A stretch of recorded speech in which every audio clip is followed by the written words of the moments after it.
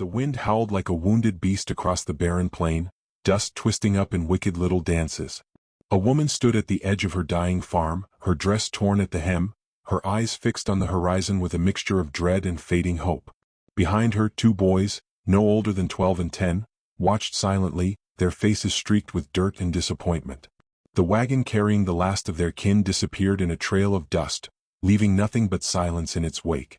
They were alone now, abandoned not by strangers but by blood. Clara Hensley had buried her husband in that hard, unforgiving land just 4 months ago. One bullet, wrong place, wrong time, an ambush by horse thieves no lawman ever bothered to investigate. And while the grave settled, her in-laws whispered. Words like burden, dead weight, and finally, not our problem began to replace condolence. When the day came, they hitched their wagons and took what they could, leaving Clara and her boys with a broken fence line, 2 half-starved mules, and a crop that would never come in. She stood still long after they were gone. The boys didn't ask questions. They didn't cry. It was as if they understood what their mother couldn't say, that no one was coming for them. 2 weeks passed. Each day felt like trying to dig water from rock. Clara rationed the last of the flour and beans, but the boys were growing thin. The well gave more grit than water, and the mules, too weak to plow, lay down and refused to rise. Every door that could slam in their faces already had. No neighbors would take them in. The nearest homestead was 6 miles south, and they had their own mouths to feed. One evening, as the orange light of dusk bled into violet shadows, Clara gathered the boys and started walking. No destination. Just away. Away from the ghost of a house, away from the memories, away from the betrayal that stung worse than any wound. Miles passed. Her legs ached. The boys' pace slowed, then stumbled. Darkness swallowed them whole. It was the smell of smoke that stopped them. Not the wild, bitter scent of fire gone wrong, but the warm, rich aroma of burning mesquite, controlled, inviting. In the distance, a flicker of light shimmered between trees. Clara hesitated. Could be a trap. Could be worse.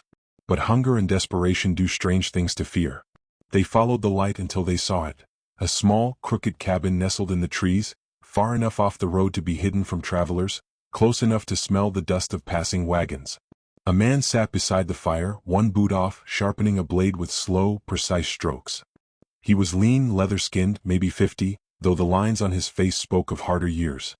His hat sat low, shadowing his eyes, but the moment he saw them, his hands stilled. He didn't reach for a rifle. "Evenin'," he said, his voice low and worn like a porch board. "You lost." Clara didn't answer right away.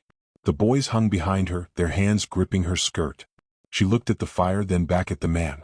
"No," she said finally. "Just nowhere to be." He studied her a moment longer, then nodded toward the fire. "Sit. I got stew left. Ain't poisoned. You look like you need it more than me." Suspicion was a hard habit to break, but kindness, the real kind, was rare enough to make you forget fear for a moment. She sat. The boys followed. He handed them tin bowls with steaming rabbit stew, the smell so rich it almost brought tears to Clara's eyes. They ate like they hadn't seen food in days, because they hadn't. "Name's Eli," he said as they finished. "Used to have more, but folks just call me that now." Clara looked up. "I'm Clara. These are my boys, Samuel and Jacob." Eli nodded. "Used to have a wife. Lost her in childbirth. Wasn't much left for me after that." No one spoke for a long time. The fire crackled, and the night buzzed with crickets and unseen creatures. Finally, Eli stood, stretching with a grunt. "I ain't got much, but you can stay the night. Cabin's tight, but it'll keep the wind off you." That was how it started. A single night became 2. Then a week. Eli didn't ask questions. He didn't pry. He fixed the old barn so the boys could sleep without rain leaking on them. He patched the boots Jacob had nearly worn through. He showed Samuel how to fish in the narrow creek that curled behind the trees. And slowly, cautiously, Clara allowed herself to breathe. She helped in return. Gathered berries. Patched Eli's shirts. Cooked when there was enough to cook. It wasn't a home, not really. But it was something. Something like peace. Then came the horsemen. It was a hot noon when they rode in, 3 of them, dust-covered, rifles slung low, eyes like flint. They didn't bother knocking. Just rode right up like they owned the land. Eli was chopping wood. He straightened slowly, axe still in hand. Clara pulled the boys behind her as the strangers dismounted. "Nice place you got here, old man," the tallest one said. "Real quiet. Perfect for hidin'. Eli's jaw clenched. "Ain't hidin'. Ain't yours either." The rider smirked. It is now. Unless you got something worth trading. His eyes wandered, lingered too long on Clara, even longer on the boys. Eli didn't speak. He stepped forward, slow and deliberate, and laid the axe across his shoulder. I reckon you should ride on, he said, voice low but hard. The second man chuckled. Or what? You'll chop us up like firewood? Eli's eyes didn't waver. If I have to. There was silence, tense and sharp. Then the first man spat on the ground. Fine. But this ain't over. Ain't no law out here. You're one man. We'll be back. They mounted and rode off, hooves pounding like thunder fading in the distance. Clara watched them go, heart thudding like a drum. Eli didn't turn. Didn't speak. He just stood there, his face carved in stone. That night, no one slept easy. In the days that followed, Eli taught the boys how to watch the woods. Where to run. How to listen. He buried a rifle in a tree hollow. Sharpened every tool. Fortified the cabin like a man expecting war. Clara asked once, Do you think they'll really come back? Eli looked out at the trees. They always do. Men like that don't stop until someone stops them. She didn't ask again. The morning after the horsemen left, the air was different, thicker, heavier, as if the land itself held its breath. Eli was up before the first sliver of sunlight breached the trees. Clara heard the creak of the porch boards, then the soft grind of a whetstone. She rose without waking the boys and stepped outside. Eli sat with his knife, sharpening it slowly, the rhythm steady. He didn't look up. They'll come back, he said, voice low. Men like that always want what ain't theirs. Clara nodded. They didn't look like the kind who forget being told no. Eli finally looked at her. You ever shoot before? Her breath caught. Once. My husband taught me. We hunted rabbits when the boys were little. He stood and handed her a rifle, not new, not polished, but well-loved and steady. Then you'll shoot again. You and the boys both. They won't take what's ours without a fight. Over the next week, the world changed. The cabin no longer felt like a refuge. It became a fortress in the making. Eli worked the boys hard, but with patience. Samuel, older, learned fast. Jacob was unsure, jumpy with the rifle, but determined. Clara practiced every day. Her hands shook at first, but by the third morning she could hit a bottle at 50 yards. Fear didn't vanish, but it dulled beneath the purpose. They dug shallow trenches around the cabin, reinforced the barn, rigged wire and bells to signal movement in the woods. When Clara asked where he learned it all, Eli just said, Texas. Comanche raids long time ago. He didn't offer more and she didn't press. Everyone carried ghosts. Some were better left sleeping. The quiet became a cruel kind of suspense. Every snapping twig, every gust of wind against the cabin walls could have been the start of something worse. Clara stopped sleeping through the night. The boys too. But there was no talk of leaving. No talk of surrender. They had already been left behind once. They wouldn't be driven out again. Then on the seventh day, just as the sun sank beneath the hills, they came. No grand entrance. No warnings. Just the crunch of hooves and dry leaves and the low whistle of one man to the other. Eli, standing by the front window, lifted the rifle and breathed. 3 of them. Same ones. Maybe more. Clara pulled the boys into the corner and handed Samuel a pistol. If they get in, you keep your brother safe. Don't hesitate. His eyes were wide but steady. I won't. Eli moved to the door, rifle ready. You shoot only if you have to. They'll try to scare us out. Burn us out maybe. Don't give them that chance. Then came the voice, smooth, mocking. Old man.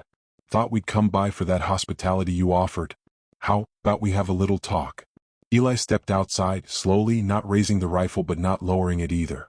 Clara watched from the window, every muscle taut. The tall one, the leader, grinned. You're guarding ghosts, Eli. Just a worn-out woman and 2 fatherless brats. Why bother? Eli didn't blink. They got more grit than you'll ever see in a mirror. The man laughed. So that's how it is? You playing house now? Maybe we burn it down, see if you still play hero in the ashes.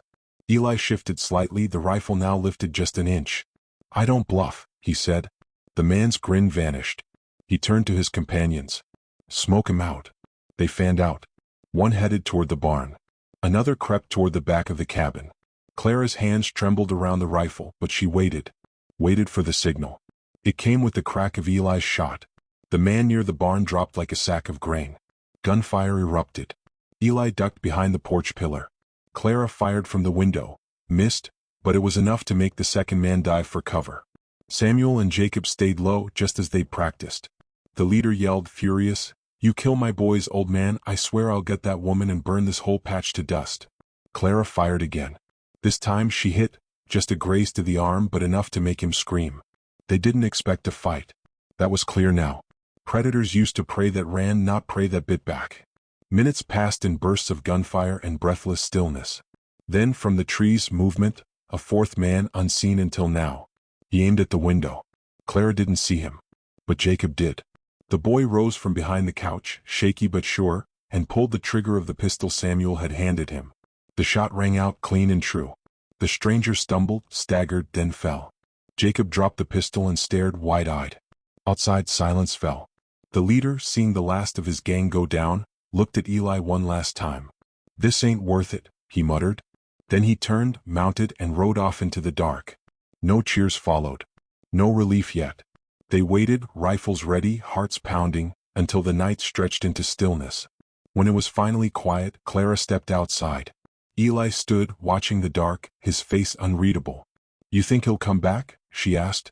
Eli didn't answer for a long moment. Then, "Not alone.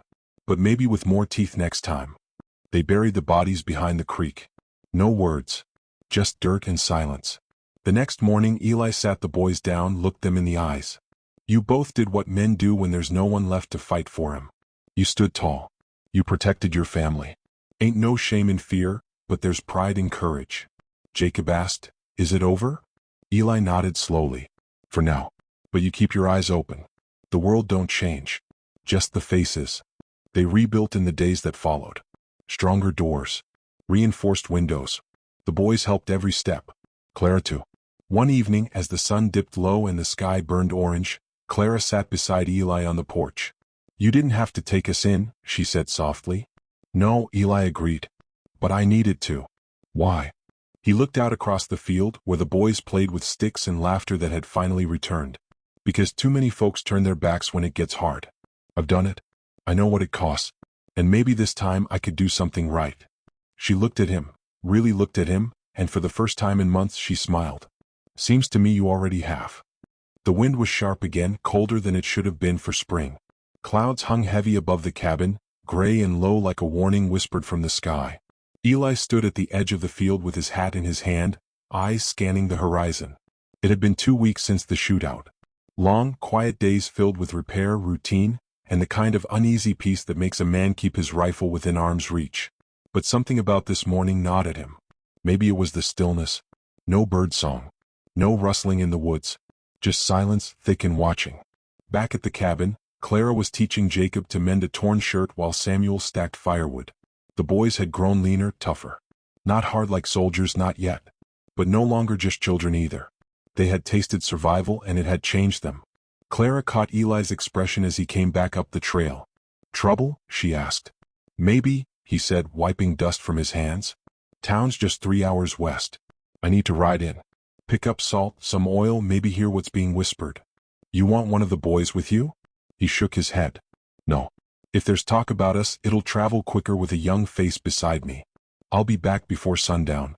She nodded, uneasy. Since the attack, Eli never strayed far. The idea of him leaving them alone again, Clara didn't like it. But she understood. In the West, you either stayed alert or stayed dead. By noon, Eli was a shadow in the distance, swallowed by the hills. Clara kept the boys close, busy. They cleaned tools, reinforced the garden fence, and moved wood into the barn. Every sound in the trees made her shoulders tighten. The quiet wasn't right. Around mid-afternoon, Samuel spotted the dust trail. "Riders?" he called out, hand shielding his eyes. Clara rushed to his side. At least 2, maybe 3 riders moving fast. Her breath caught. Too soon for Eli to be back. She herded the boys into the cabin. She loaded the rifles with shaking fingers. "Stay low," she whispered. Just like before. The horses stopped 100 yards out. Men dismounted. Strangers, not the ones from last time, but wearing the same ragged look. Desperate. Armed. One called out, voice too slick to trust. "We ain't here to harm. Just travelers. Looking for water." Clara raised the rifle, standing at the window. "Keep riding. Ain't nothing here for you." The man laughed. "Funny. We heard there was a woman out here. Pretty one. Got 2 sons and a cowboy watching over him." She flinched. Someone had talked. Maybe from town. Maybe a traitor. Word had gotten out. You step 1 foot closer, I'll put a hole through you. Now, the man drawled. Ain't no need for blood. You're out here alone. It's a shame. If you just come out and talk, maybe we could help each other. Jacob's small fingers wrapped around her coat.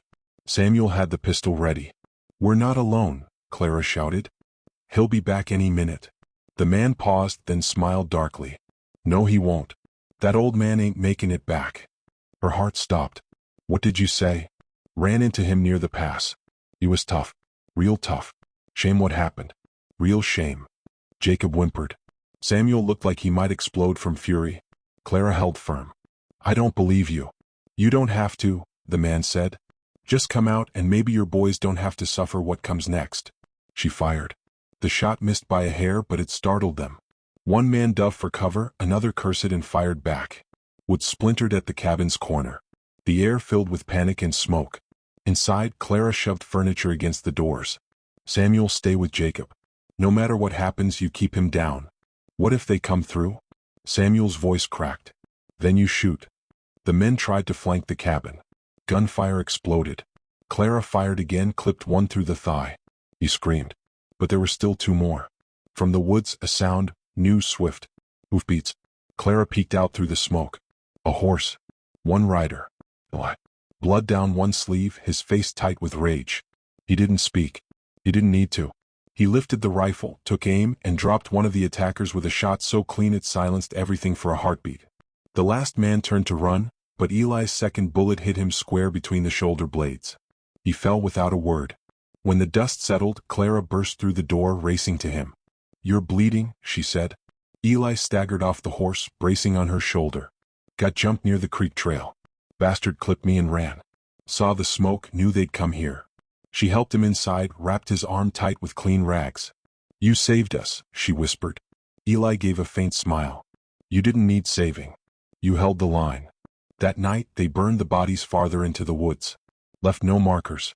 Buried trouble where it couldn't grow. As Eli rested, Clara sat beside the fire with the boys. Why do they keep coming? Jacob asked, his voice small. Because we've got something they don't, Clara said. What's that? A reason to fight. Samuel stared into the flames. We're not going to leave, are we? Clara shook her head. This is ours now. We don't run. Not anymore. Later, as moonlight soaked the cabin in silver, Eli stirred. Clara sat at his bedside. There'll be more, he said, weak but awake. Let them come, she answered. We're ready now. He looked at her, really looked. Not as someone broken or a widow lost in the wild, but as a woman reborn in fire and survival. You've changed, he said softly. So have you. Silence stretched between them. A quiet nod of fear this time, but understanding. A shared resilience. Then she took his hand. And for the first time in a long while, both of them closed their eyes with no dread waiting behind their lids. The summer heat settled over the land like a blanket left too long by the fire, thick, suffocating, and filled with tension that made every breath feel heavier than the last. The days stretched long and the nights were too still, too quiet, as if the world was holding its breath again, waiting. Eli's arm had mostly healed, though he carried it a little differently now, like the wound had pulled something deeper out of him. He was quieter, more deliberate, like each moment had to be weighed before it passed. Clara noticed. She noticed everything. The way he scanned the trees longer than before. The way he paused before every word. He had fought death, and though he lived, something inside him had stayed in that moment where it could have ended. Still, he was there every day, teaching the boys, walking the boundary, fixing the fencing, and reinforcing the lookout posts he'd insisted on building. Jacob called them watchtowers, though they were nothing more than tall platforms of wood with a crude ladder and a rifle perch. But they gave the family sight, and out here, sight was survival. Clara had grown into something she never thought she could be, capable, watchful, hardened but not cruel. She could hunt, skin, load and fire a rifle without blinking. She taught the boys to preserve food, dig trenches, hide tracks. They weren't just surviving anymore. They were preparing. Trouble didn't knock anymore. Crept, circled, watched. One afternoon, Samuel spotted smoke rising from beyond the eastern hills, too far to be from their own land. The town? Maybe. But there was no road in that direction. No one lived there. Clara and Eli stood at the edge of the field, staring at the thin black line snaking into the sky. It's a message, Eli muttered. From who? Somebody who wants to be seen.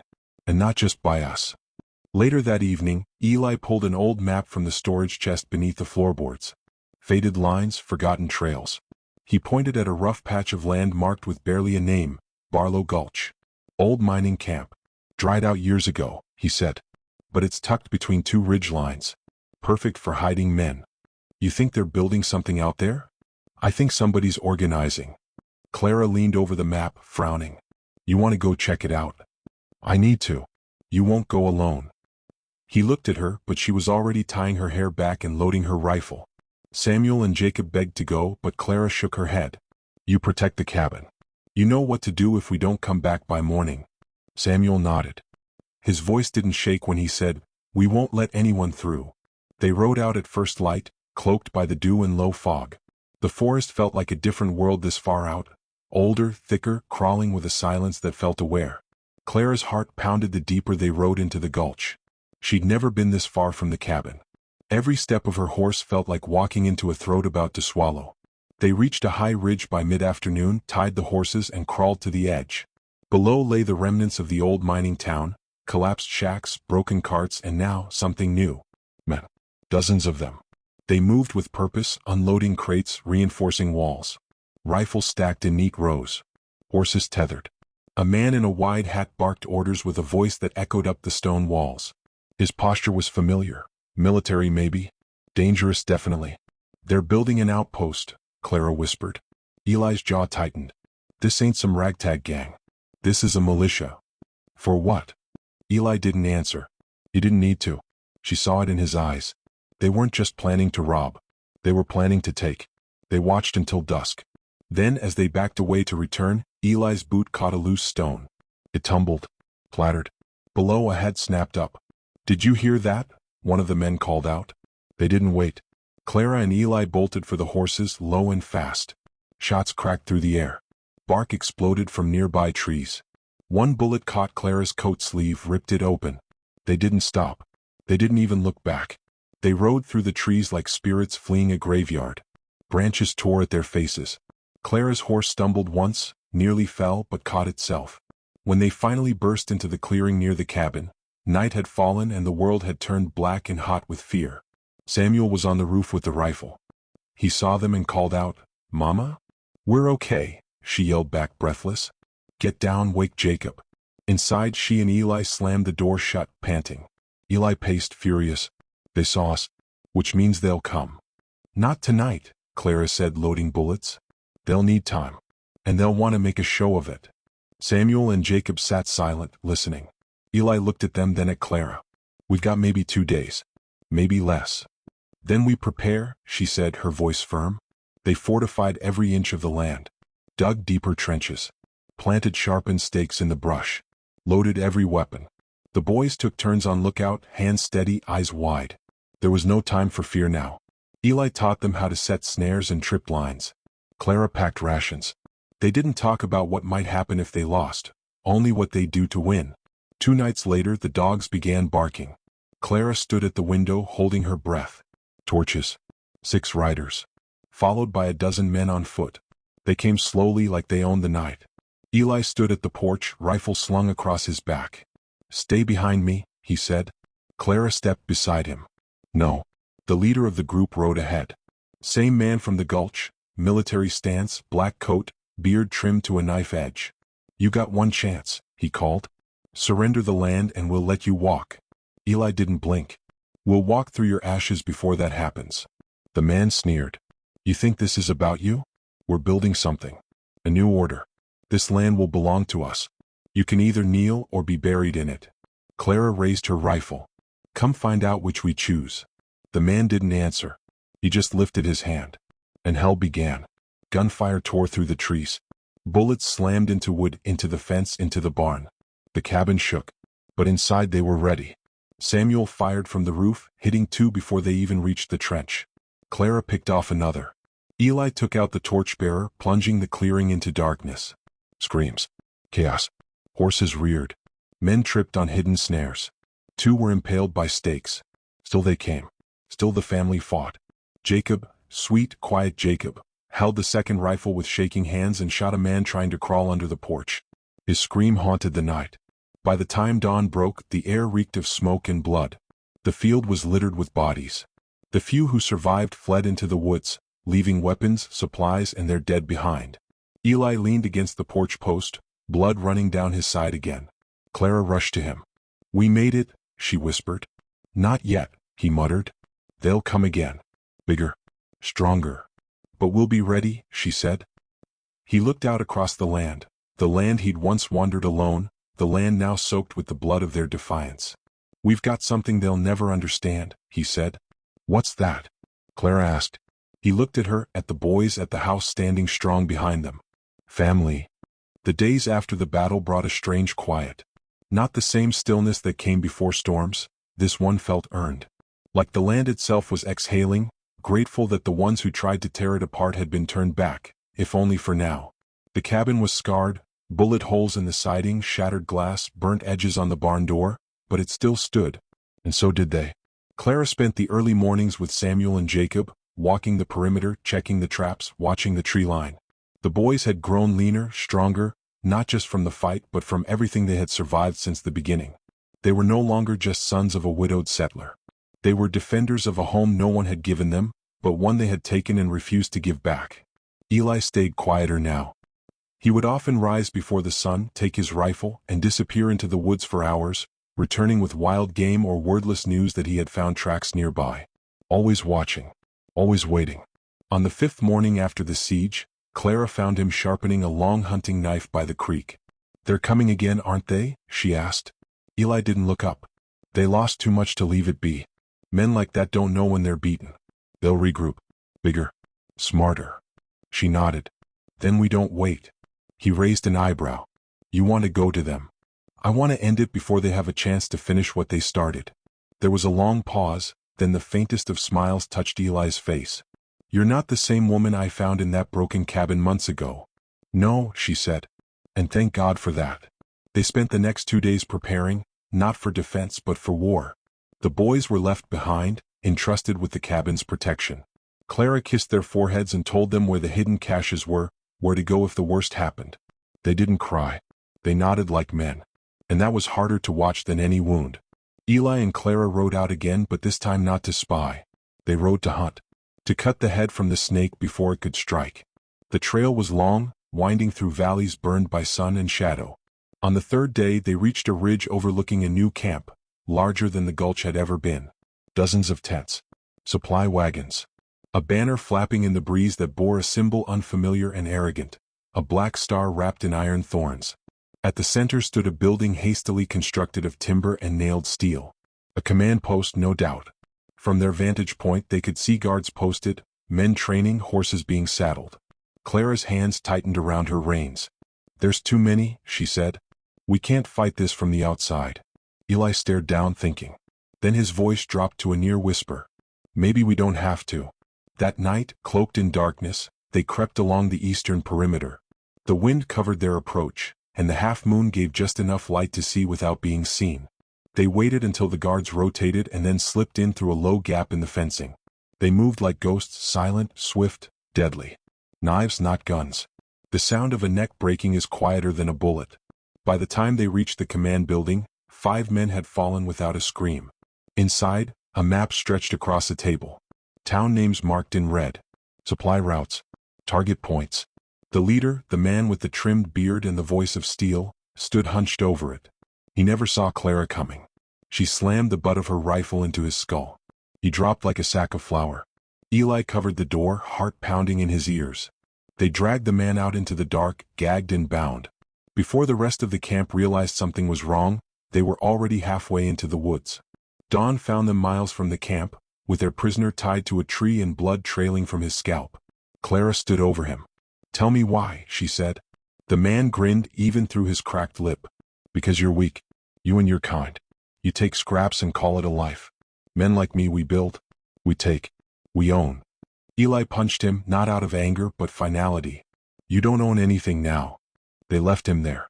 Not dead, but no longer part of the army he tried to build. By the time they returned to the cabin, their boys met them with tears they tried to hide.